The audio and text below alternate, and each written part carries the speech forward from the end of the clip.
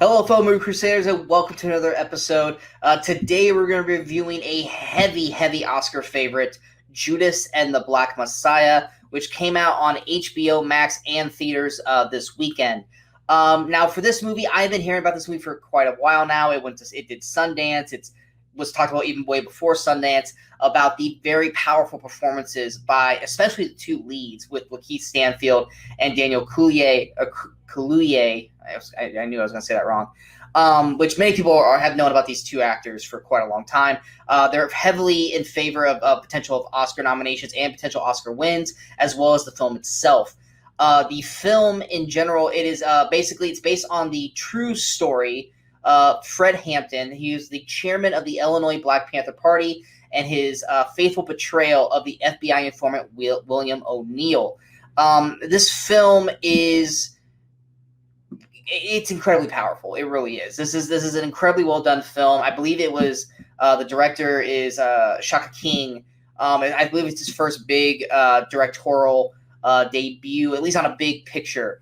Daniel Kaluuya, I believe I said that right. Everyone knows him from Get Out and Widows, and he's in so many great things. He's huge right now. As Fred Hampton, Daniel puts on a masterful performance. I mean, I think everyone's seen the trailer and knows the big speech. I am a revolutionary speech. That speech is probably the best acted scene, hands down, of 2021 so far. Probably the best performance I've seen since Delroy Lindo from Defy Bloods last year. He puts on an incredible, powerful performance. He does the big moments like that speech very well, but he also does incredibly well in the quieter moments with his girlfriend, Deborah Johnson, played by Dominique Fishback, who also many people know from I think it was last year's Netflix's movie Power. She puts on another incredible performance. She definitely deserves some Oscar recognition in the supporting category. Her ability to sell these scenes with literally just her face, because she gets dialogue, trust me, but there are moments, especially in that big speech, where her face speaks volumes. And she puts on a fantastic performance. And some of the quieter moments in the film between her and Daniel's Fred's character are incredible.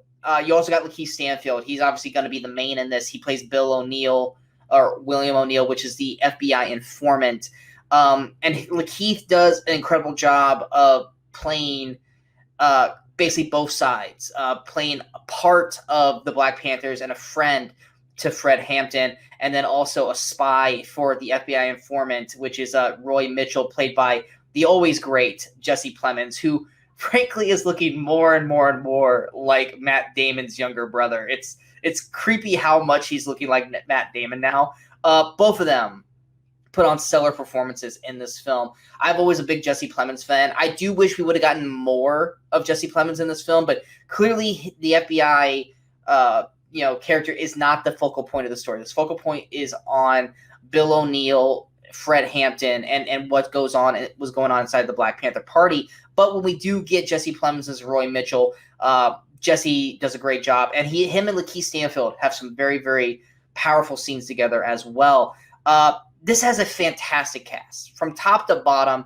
The cast is great. The one thing and this is not a knock on his performance, because he does a great job, but the performance of Martin Sheen as J. Edgar Hoover, he does a great job. I'm not knocking his performance of it, but it kept taking me out of the movie because the makeup job is not the greatest on it. And the whole time I was watching, it took me to about halfway into the movie, I think the second scene Hoover was in, where I finally realized who he was. But it was very distracting, because the whole time I was watching, I was like, who is that guy? Like, I know who that is. It's on the tip of my tongue. I can't figure out who's playing J. Edgar Hoover, which took me out of the movie. His performance is solid. There's nothing wrong with Martin Sheen's performance as J. Edgar Hoover. It's just the makeup was not the greatest, and thus took me out of the film overall. There are some slow points in the movie for people who probably are expecting this to be, very it's a true story. It's not going to be fast paced, but I mean, there are some very intense scenes, there's some very intense moments in the film, throughout the film, especially the way it starts and the way it ends.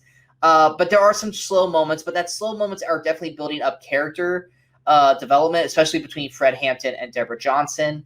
And of course, Bill O'Neill's struggle throughout this, playing both sides kind of story. But for some people, that could run as kind of boring or slow moments. I'll even admit that I was watching this late at night, but during that second act, there were certain times where I started to kind of trail away or kind of not necessarily doze off, but just kind of wanted the urge to go and kind of look at my phone or something like that. And that's nothing against the direction. That's nothing against the acting. It's all incredibly well done. There's just certain times in the movies where it just gets a little slow down, where you just kind of have to more kind of buckle down and focus more, so that way you stay attentive through the rest of the film. But the intense scenes, whether it be the showdown at the Black Panther headquarters between the police and Black Panthers, is an incredibly stressful, intense scene. Like I said, Fred Hampton's I'm a Revolutionary speech is fantastic. Like I said, performances across the board are great. All of these people deserve recognition, and we definitely will be seeing that come Oscar time. I would be shocked if Judas and the Black Messiah is not a Best Picture nominee. I'd be shocked if Daniel Kaluuya is not a supporting actor nomination. Lakeith Stanfield for Best Actor nomination. Dominique Fishback, like I said, she deserves Best Supporting Actress nomination as well. Whether they win or lose, we'll just figure that out once we come to Oscar season. But this is definitely a film that, like One Night in Miami, definitely deserves to be checked out and deserves to be seen. And if you're not upset by what happened to these characters by the end of the film, I mean, then the movie apparently didn't do their job for you. But I was definitely upset with the outcome that these characters dealt with. And it still strikes true to what's going on in today's climate.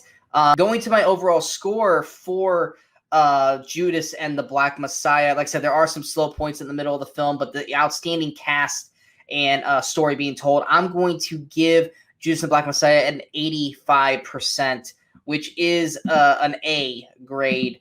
Not number one so far in the year. That's still going to go with One Night in Miami. But I definitely do recommend Judas and the Black Messiah. Like I said, it is on HBO Max for the next month. It's also in theaters if you have a theater near you to check it out. But this is definitely something that if you are really into watching the Oscar favorites and watching the movies that are going to be represented at the Golden Globes and the Oscars, Judas and the Black Messiah is definitely the film to check out. I hope you guys enjoyed this review. If you guys did, go ahead and hit that like button. If you guys feel like this review is worth sharing, hit that share button. But most importantly, don't forget to hit that subscribe. Don't forget to comment. I'm tongue-tied. Sorry. Don't forget to hit those comments and subscribe to the button below, so that way you guys stay up to date with all the latest videos that pop up on Movie Crusaders. And of course, don't forget to follow us on all the social media outlets you see below. Coming up next, we have a movie that's been out for a couple weeks now, but I'm just finally getting around to seeing it, and that is Shadow in the Cloud. Shadow in the Cloud. And yeah, until next time, in case I don't see you, good morning, good afternoon, and good night, Movie Crusaders. You're still here? It's over. Go home.